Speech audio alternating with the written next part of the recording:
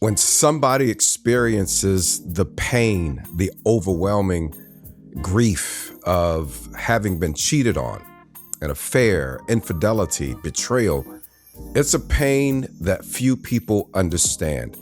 If you've ever suffered that blow, you know what it's like. You know what it's like to have your life turned upside down, to be disoriented about what's true and what's not true. Who is it that you're with after all? How could they say they love you and do to you what they did to you? If you have never been through this pain, God bless you. But for those who've been through it, you know what it's like to have your guts ripped out, literally, to have your guts ripped out of you and to be totally consumed with what this all means for your life. What does it mean for your marriage? What does it mean for your family? What does it mean for your future? What I want to encourage in this video today is that you have to focus on your healing.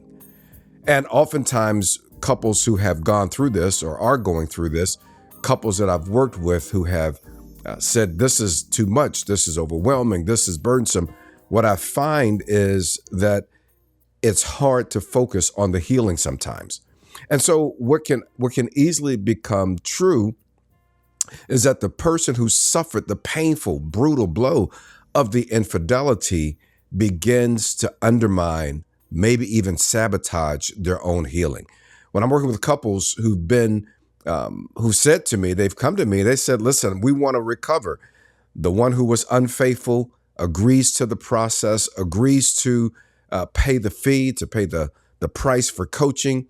The person who's been faithful says, yes, I want to save my marriage, want to work on this relationship. I believe it's worth saving.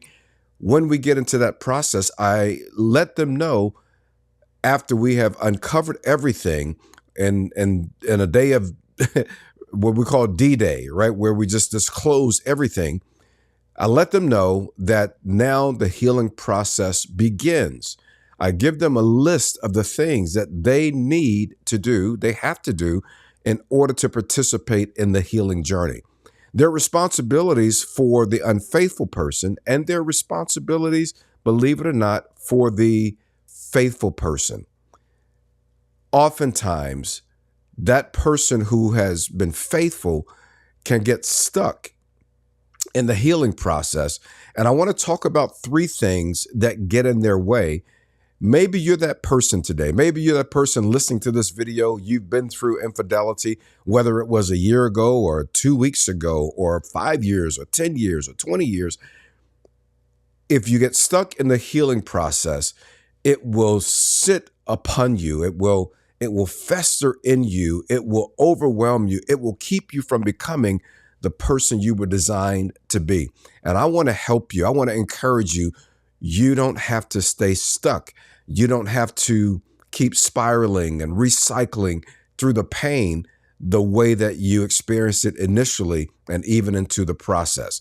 So I want to talk today about 3 obstacles that you will need to remove in order for you to recover from this brutal experience called infidelity. My name is Rod Harrison. I am an executive marriage coach. I'm a relationships expert.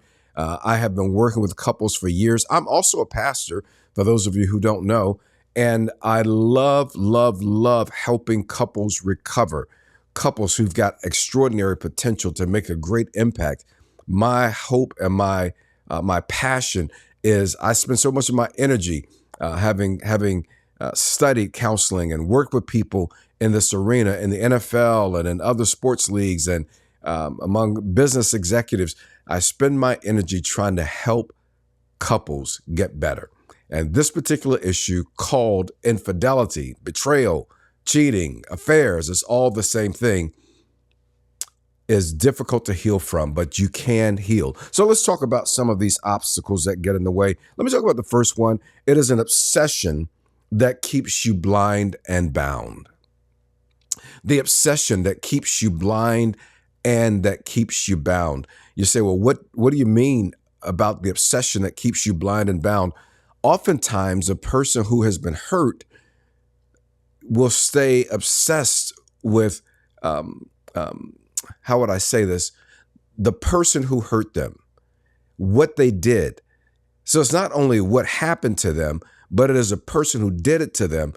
But let's talk about what happened to them. They can stay obsessed with what happened. They will stay stuck in this constant revisiting of what happened, what you did to me. You don't remember what you did to me. How could you act like you don't remember what I've been through? And while those things are absolutely true, it was devastating and it was horrible and it was wrong. If you stay in the place where all you can think about is what happened to you, you'll have a difficult time thinking about who you're going to become after all of this dust settles and you begin to heal. It slows down the healing process. I'm not saying the person wasn't wrong. I'm not saying it wasn't devastating. I'm not saying that it's not understandable to keep rehearsing what happened to you, to keep thinking about the person and the people who were involved in the infidelity, what that did to you. I'm only saying that if you don't move your thinking to who am I going to become? How can I grow from this? Believe that you're going to heal. Focus on your healing. You can remain unhealed for an extraordinary amount of time, and it will impact everything in your life, your physical health, your emotional health, your spiritual well-being, your ability to parent if you have children, your ability to work, how you enter into other relationships and enjoy those relationships. It affects all of those things. And so I want to encourage you, don't let yourself get weighed down with what they did to you. Don't let yourself get weighed down with this list of 150 items that you're holding over the person's head. You did this to me, and so you're going to have to do this, and you're going to have to do this, and you're going to have to do this, and you're going to have to do this. When I'm working with couples who have been through infidelity and who are trying to recover, so often the person who suffered the blow, they come to the sessions with negative loads, is what I call it. They're full of rage. They're full of anger, and it's understandable because they've been hurt. It's like they're grieving. They're grieving the loss of something very precious as though it were stolen from them. So there can be a lot of anger, a lot of rage. There can be a lot of blame casting, and a lot of it justified. But that's not where you want to stay. At some point, you want to decide, I'm not going to let myself be taken over by anger. I'm not going to let myself be taken over and consumed with what you did to me, because you can't control the person and what they did to you. You can't control whether they're going to do it again. You can't control the people who were involved, but you can control you. You can get yourself back. You can catch your breath. You can begin to focus on your healing. The big question you want to ask is, who do I want to be in spite of what I've been through? Ooh, did I say that too fast? Who do I want to be in spite of what I've been through? How do I want to live after this, so that you don't let bitterness, anger, pain, or even fear consume you? Don't obsess and stay blind and bound. Start focusing on the new version of you, who you're going to become, so that you can move forward. The other thing, or another thing, isolation that keeps you ashamed and alone. Now, am I talking to you? Is this resonating with you? Are you getting this? Whoever's watching this video, are you getting this? Just say something in the comments and let me know if this is resonating with you, if this is helpful to you, right? But there is an isolation that keeps you ashamed and alone. That isolation comes from this fear oftentimes, this shame, this what do people think of me? Do people know what happened to me? I don't really want to be out like that because people might know. And what if I see one of the people who was cheating with my partner, with my spouse? What if I see one of them? What if they're looking at me? What if they're laughing at me, thinking to me, oh, you're thinking to themselves, or saying of me to themselves, oh, what a fool, you don't even know. I'm telling you, when I'm working with couples, that's a long standing conversation. I had one person say to me, I don't even want to go out. I don't want to fly. I don't want to go out in public because I don't know. I want my spouse to tell me all the people they were with so that I can be aware, so that I don't have to look like a fool when I go out. Can I say something to you? People are going to say horrible things about you, whether you go through this experience or not. They're going to think horrible things about you, whether you go through this experience or not. That's just the nature of people. And I don't want to cheapen what it must feel like to the person who has isolated themselves. But what I do want to say is you don't want to live your life worried about what people think about you. There's so much more to you. In fact, the voice of shame says you were the bad person. You're a terrible person. Oh, you're a fool. Oh, you let that happen to you, and look at what all these people are thinking of you. Listen to what they're saying, and voices of shame start being rehearsed in your brain. All these negative things, shameful things. Can I just tell you something? The shame is not yours to bear. You've got nothing to be ashamed of.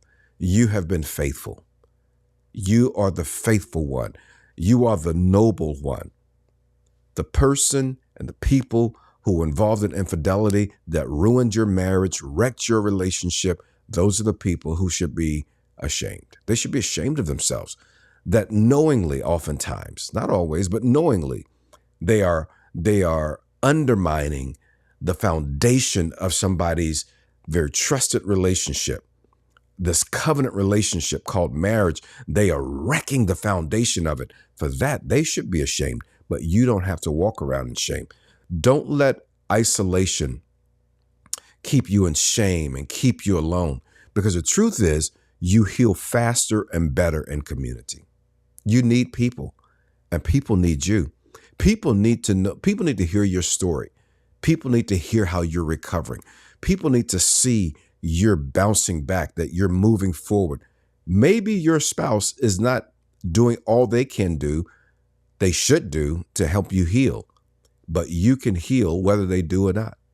Yeah, you need them to be a part of your healing process. It would be right for them to be a part of your healing process, but you can heal whether they contribute their best or not. So you don't need to be ashamed, but I think it's important that you spend some time with some other couples, some safe couples, some people who love you, who care about you, people who want to know how you're doing.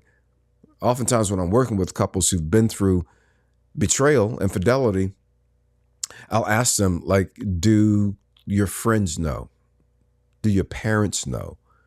Like, who is walking with you? Who is standing with you? And I'm not talking about having immature people around you who start saying stuff like, if I was you, I wouldn't put up with that. I would have left a long time ago if I were you. Well, you're not me. They're not you. They don't know what you have in that relationship. Don't listen to those kinds of voices. You want to hear the voices of people who say, I'm praying for you. I can see that you can overcome this. We're rooting for you. We're here for you. Call us whenever you need. We're happy to talk with you and listen to you. You need some mature people who are for your marriage, some mature people who can see objectively. And I'm not saying that they sign on to anybody's foolishness, but they are there to even keep you accountable, that you do the things that you say you want to, that you know you need to do in order to have what you say you want to have. So don't allow isolation to keep you in shame and keep you alone. And don't obsess about this isolation. Don't obsess about your image. It's so important that you not let your image and how people see you, think about you, don't let that keep you. That's a way of keeping you bound. Listen, you are loved by God. You're an amazing person. You've got something to offer. You've been through something horrible, but you don't have to let what happened to you shame you, make you isolated, keep you from sharing with the right people so that you can get the healing that you really want. And I just want to challenge you, come out of isolation. Come out of isolation. All right, here's the third thing that happens when a faithful person begins to sabotage their own healing in the process of recovering from infidelity. And that is opposition that keeps you spiraling and stagnated. What do you mean by opposition? When you're working with an expert guide, somebody who knows what they're talking about. I'm not talking about you're going to see some person who's, they like working with couples and, but they don't know anything about infidelity. I'm telling you, you need somebody who knows what they're talking about. And for that reason, I really want to encourage you back to the whole community part, the whole not isolating yourself. Maybe you need to get into a community where people are working on it, because you'll be surprised to find that there are people who've been through exactly what you've been through, who feel the same way you feel, who are moving forward in a way that can inspire you and encourage you. So sometimes we do these group coaching, and maybe that's something that you may want to look into, something you may want to be a part of, where you can begin to uncover and recover. So you're not alone, you're not isolated. Now, back to my last point. What about this opposition that keeps you spiraling and stagnated? When you resist expert guidance, you slow down the healing process. Let me say that again. When you resist expert guidance, like couples hire me to work with them, to help them, to give them the clues and the keys and the insights and the practices for recovery. And oftentimes we'll get to a place where the thing I'm pointing out that needs to be done stretches them way out of their comfort zone, but it's crucial for their healing. I was working with a couple and I made a recommendation for some, and I do this oftentimes, a recommendation to get some therapy in the area of trauma, because triggers and trauma can keep you stuck. So when is a place where you're stuck, don't resist that counsel, is what I say to people. Sometimes I tell people you might need to spend some time just by yourself to get your head clear. Maybe a week, maybe a couple weeks, maybe a day, a month. Sometimes they get so afraid to do that they won't get that space, and they don't begin to process all that they're grieving, what they've lost, and they resist the counsel, they resist the guidance, and it keeps them stuck. And I'm telling you, you got to let the expert be the expert. Like, don't try to do the other person's or your coach's job for them. Don't resist the guidance, because that keeps you stuck. And what I've learned is that people, when they get to a place where they're constantly having excuses, well, I don't think I should, and I don't think I need to do that, and I just, that doesn't make any sense to me. Listen, you cannot grow into your best. You cannot fully recover if you don't do the thing that might make you uncomfortable, but is proven to help you recover from the infidelity blow that you have suffered. And so I want to urge you, if you're here, maybe you've been working with someone and they've been helping you, and maybe you jumped out of the program, or maybe you stopped, working with your coach because you didn't like what they were saying to do at that point. Now you're stuck. Now you're stuck. Because when a person knows how this work goes, they know what it takes to help you recover. Don't be oppositional. Don't be resistant to the thing that can actually help you heal. And I understand why that happens. It will stretch you. It will pull you into another place. But listen, that's how you get to another level. That's how you get to the place of healing. That's how you get to the place of full recovery, when you follow the guidance that will help you get to your healed self. Don't you want to be your best self? I know you do. You've been watching this video the whole time. I know you want to be your healed self. You want to be your best self. And so what did I say in summary? One, focus on a renewed you. Don't be obsessed about what they did, who your partner is. Don't make your partner, by the way, responsible for all of your healing. They bear some responsibility, but you also bear responsibility. Focus on a renewed you. Can you see you full of laughter again? Can you see you with peace like you've never had before? Can you see you being able to say, that was horrible, but with God's help and with good guidance, I have overcome this? Can you see yourself no longer overwhelmed by the memories or by the things you saw or you heard? Can you see yourself being victorious over that? I can see it for you because I've seen it happen and I know it's possible. So focus on a renewed you. Don't isolate, integrate. Don't isolate yourself. Integrate into community, because in community, you heal faster. Healthy, safe community. There's something that stimulates the healing part of our brain when we're in community.